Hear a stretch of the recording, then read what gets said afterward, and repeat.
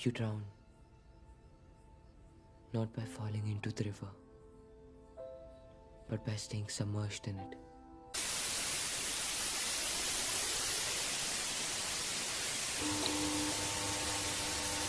Yo, what is going on YouTube? It is your boy GCTP, and we are back with another movie review. This time we are talking about the 2020 American action thriller film directed by Sam Hargrave. This is his directorial debut, by the way, and it is written by Joe Russo, based on the graphic novel Ciudad by Ande Parks, Joe Russo, Anthony Russo, Fernando Leon Gonzalez, and Eric Skillman. We have Extraction. And yes, here it is. This is my introduction to the Extraction franchise, which only has one sequel for now, which we will cover on Tuesday, but I do believe it is about to turn into a trilogy in the next couple of years. I think they are working on a third film, so I wanted to kind of get these two films watched because I've heard a lot of pretty good stuff coming from this franchise. I mean, this is some of Netflix's best work over the past couple of years, or so I've heard. And this is a good start, this movie. Netflix films have always had a bad name in my eyes because all the failures we've seen Netflix deliver, whether it be standalones or even ruining whole franchises with stupid remakes, stupid sequels. Yeah. I've obviously loved Hemsworth as well from his involvement in the MCU, and we will get to that at some point on the channel, but he's everything you expect of an action hero. He's obviously got some charisma, he's a good-looking person, in perfect shape. Just perfect. He's fucking perfect. I don't think every time I see him on the screen, I don't think I've even seen an imperfection about him. He's perfect for Hollywood. There's one thing he does in this movie that makes the film that much special, and it's something you never really see out of Chris Hemsworth, which is why I'm going to give this film such a high rating. So we're going to get into it. Premise, good, bad, okay, rating. You guys know the drill. So getting into the premise, the story follows a mercenary by the name of Tyler Rake, who is played by Chris Hemsworth. Mr. Hemsworth, Tyler Rake kind of makes a living off of picking up contracts for high stakes. I mean, that's pretty much what a mercenary is.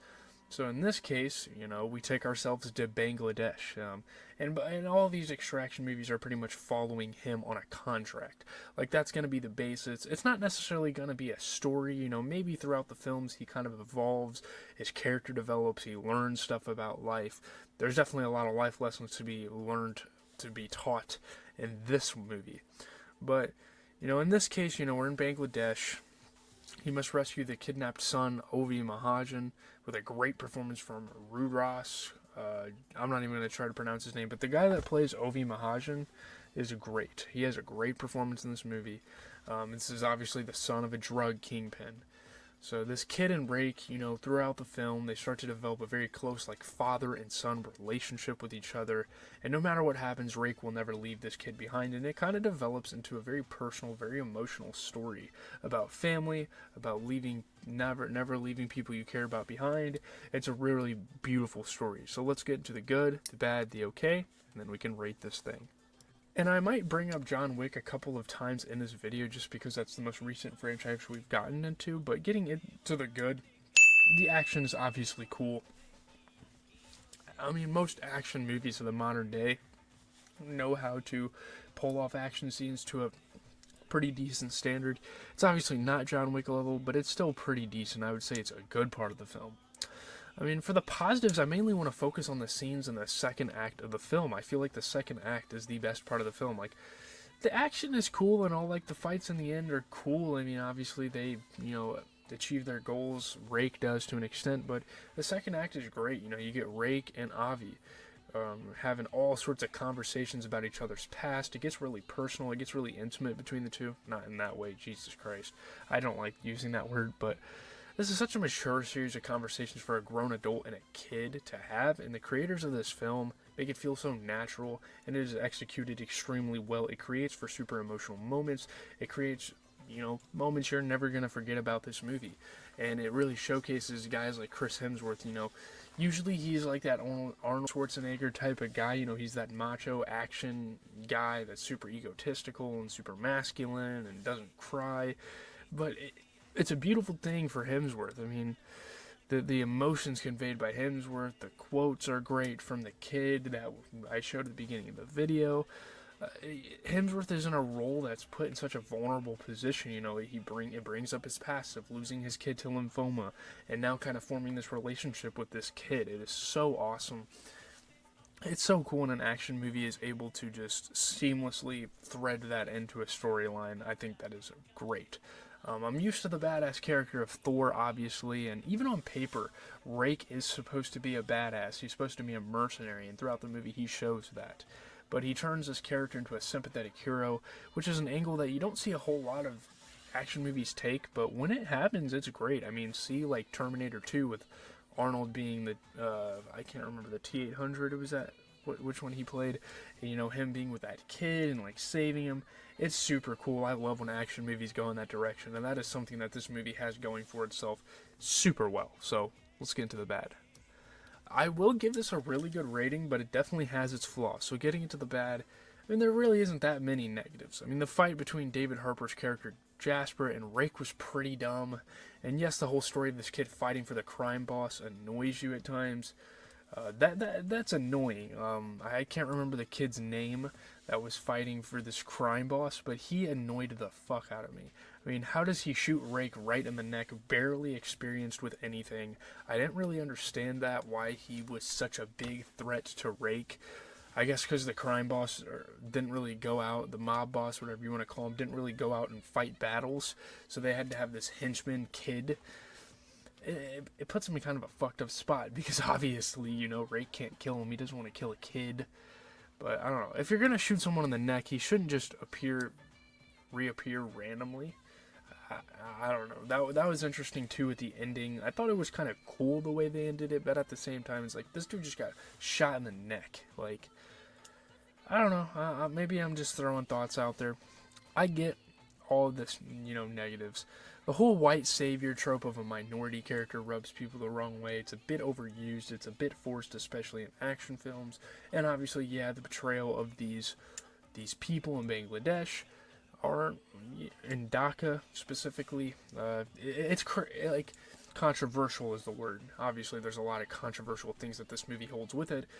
I'm not really affected by that, you know, so obviously I can set it aside, but I can still acknowledge it at the same time as being maybe a bad part of the film.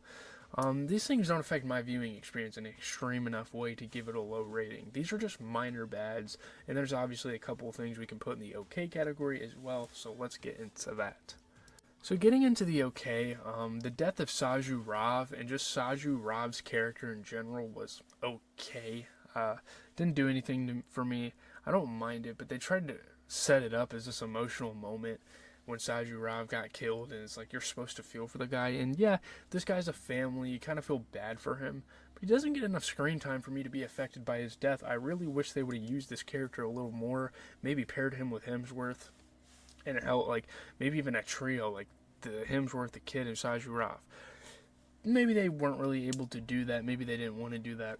It's fine, it's not really a bad part of the film, it's just Saju Rav dying is like, okay, whatever. We still have Rake and the kid, so that's all that matters to me.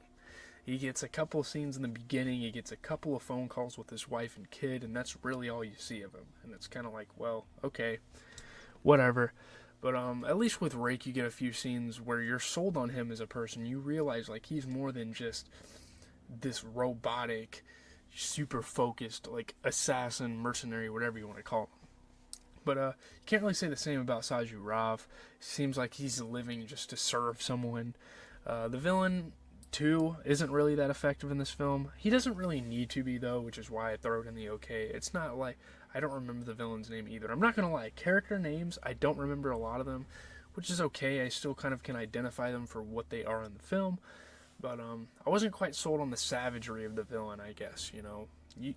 If you're going to have a villain, if you're going to, like, throw him out there, if you're going to advertise him as such, you got to kind of make him, like, be something. I don't know. But let's get into the review. I mean, pulling up the tier list, I can't believe I'm saying this, but a Netflix original is getting a good review. Like, I cannot believe it. It's crazy because we see Netflix attempt to remake films, and those don't even succeed, when on paper they should be a surefire triumph. This is an original film. This is an original franchise. Again, like I said, it's based on a book, but it is original. It is new to the movie screen, and they do really good with it. A lot better than pretty much almost every other Netflix original I've seen. This is probably one of the best Netflix originals they've ever made. Obviously, TV series are a whole different territories because you get stuff like Outer Banks and you get stuff like Stranger Things. But with movies, man, they fail about 70 to 80% of the time, and this is not one of those cases. They do great. Yeah, I usually don't want to give Netflix the light of day, but man, I gotta give them credit here. They make a great film here. I'm gonna give it an 8.3 out of 10. I think it is alarmingly amazing. I was debating putting it in the 7s, but just the fact that this is a Netflix movie, like that honestly boosted my rating. Like the fact that this is a Netflix movie and they did this well of a job with it. So yeah, that's pretty much going to do it. Again, Extraction 2, we're going to be reviewing that sometime in the near future, sometime next week. We're going to get into planes, trains, and automobiles. We're going to start, watching more comedy movies. There's a couple animated films that are somewhat new that I want to cover as well. All sorts of stuff coming up for you guys. I'm never going to run out of movies to watch. Don't you guys worry. Leave a like, comment, and subscribe. As always, it has been your boy, GZTV, giving you guys these movie reviews. I'm going to try to edit this in a somewhat timely manner. I'm obviously not going to rush the process because I want these videos to be dope for you guys. But yeah, let me know what you guys think in the comments below. Do you guys think this is a success for Netflix, or is it in the same camp as most other ones? I'm out, guys.